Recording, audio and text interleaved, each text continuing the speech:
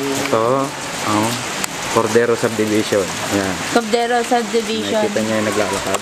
Yan yung version. Hanggang Chico. Version ng tabing ilog. Ayan ang motor niya.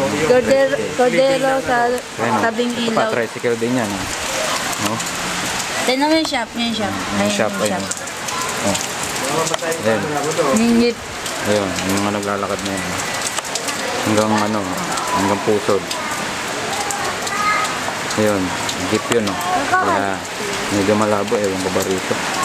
Siyempre, madilim na yun, no? Tignan mo yung ulap ang dilim. Ayan, no?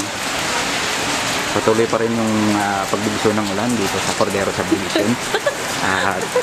Ang mga tao ay nagsilikas na sa kanilang mga tahanan. Ang iba ay nasa evacuation center, nandito sa evacuation center.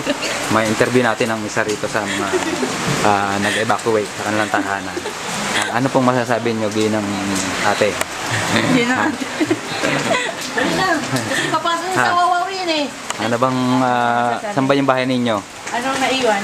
Naiwan sa Anong mga... nadala niyo pala? Nadala niyo? Yung anak lang. Anak ko rin, nawala yung lalaki, binata. Wala, pero ligtas naman yon. Dito sa Northville, yung anak ko binata. Nasa Northville. Okay naman yan siguro. Tapos, ikaw na mag-interview. Ako na mag-interview. Sige. Kaso, nang madali. Ano pa yung, ilan po yung anak niyo? Isa yung binata. Malaki na po siya, kaya niya na yung sarili niya. Ito lang po yung isa, maliit. Nasaan? Yung payong na yan? Ito yung... natatap. Ayun. Ganda palang lalaki. Kumain ka na, inay. Okay. Kumain ka na. Nilalagnat nga yan eh. Nilalagnat ka pa? Nilalagnat pa yan. Nilalagnat pa. Dapat pala may kumot. Okay, ayun ang mga patuloy na